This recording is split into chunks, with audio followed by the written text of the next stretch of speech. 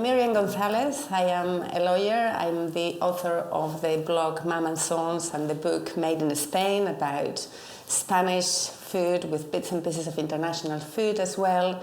And I have written the book to help me finance a campaign that I'm running to get female role models talking to girls all over the world.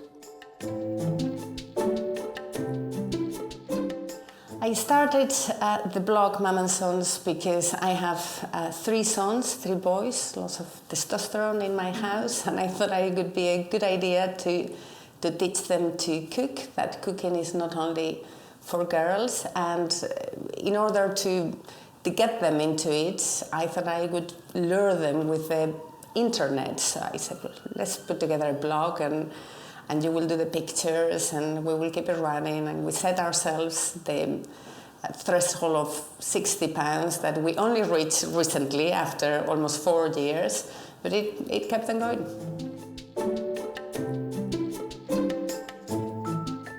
Oh, the recipes are for myself. I cook because I like eating, really.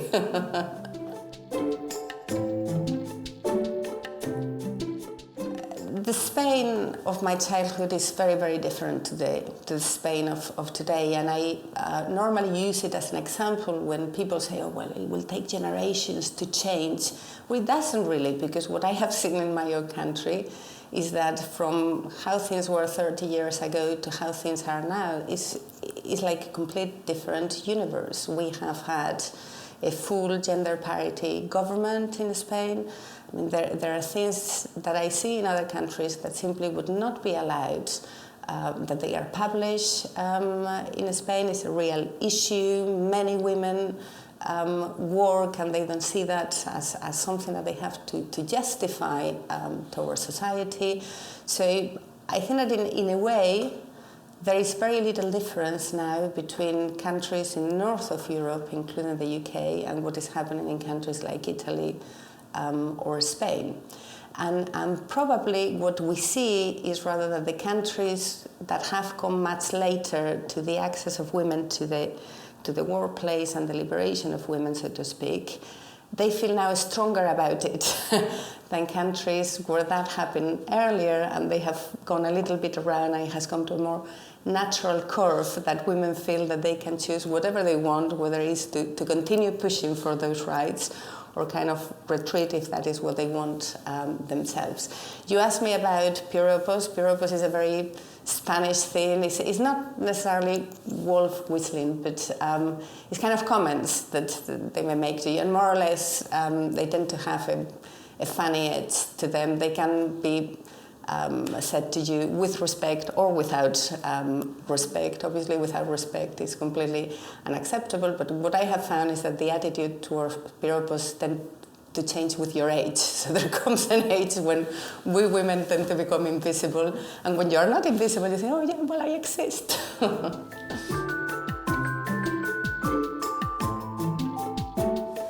Well, I don't have any issues really about keeping my feminist views and Nick's feminist views while he was in power, and probably because we both agreed, and also because he was the leader of the Liberal Party, where many of the things that other wives of leaders had to do were not really so expected. So whenever I put together with Nick really the red lines as to what I would do and what I would not do, and I was always very much of the view that I would agree to do certain things provided they would not touch my children.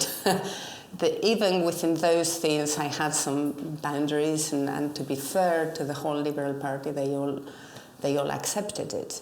But it is certainly true that in politics, wives and female partners are still expected to do a whole range of things that husbands are not expected to do.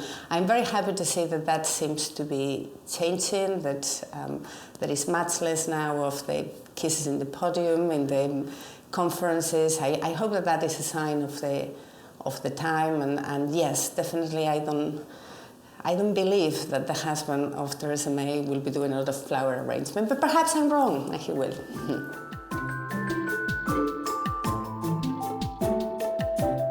I can tell you my view about that. I was I was subject to questions about what I may have said or I may not have said about Hellmans mayonnaise.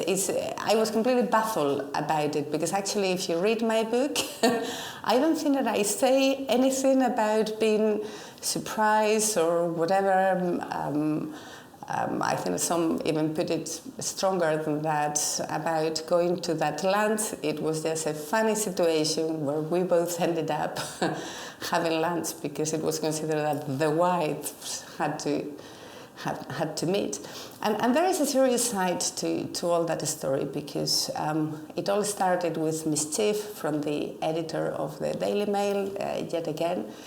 But it was picked up by others without bothering to read the book. And listen, this is just food. I mean, who cares? It's just mayonnaise. Even I don't care, and I'm the author of the recipe.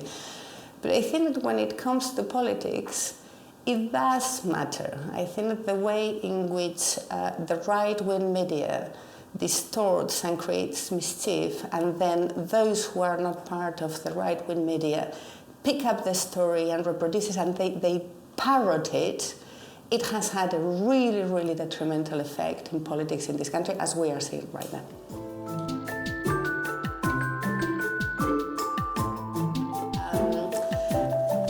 Listen, Brexit, I was in favour of Remain. I think that it is sad that the country has decided to disengage from the European Union. I think that we are seeing already the beginnings of the economic concerns about it, but I feel that it's even more worrying at the international political level and what this means for the international order. I believe that Brexit, in a way, is the least important thing that happened this year, because Brexit is the symptom of something else that is happening in the country, which is a very clear move towards the right wing. And we are seeing that now crystallizing into some proposals in relation to foreigners, whether it's foreign workers, whether it's today is about foreign investment. And people may have voted for Brexit, but I don't think that anybody at the time of the vote voted for having foreigners listed in companies, for putting any obstacles to foreign investment.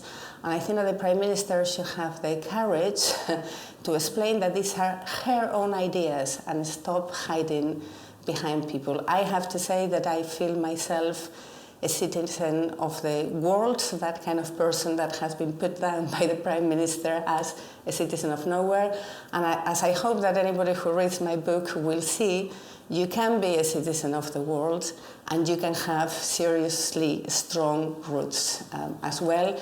In a way, what I hope that every girl understands in Inspiring Women and Inspiring Girls, the campaigns that I run, is that you have to go through the world with your antennas on, and being citizens of the world and understanding the world is what the next generation is about.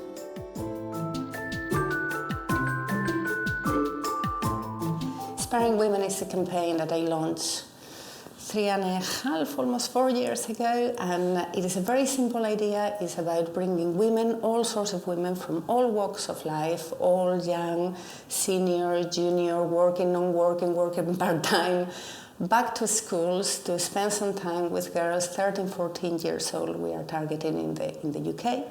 We have been really successful. We have more than 26,000 women all throughout the country spending time with the girls, and you just go there to school with a group and you explain who you are, what you do, your ups, your downs, and you make the girls see how many different models and options there are in life for them. Many of them want to talk about self-confidence. Self-confidence is a real issue for girls actually all around the world.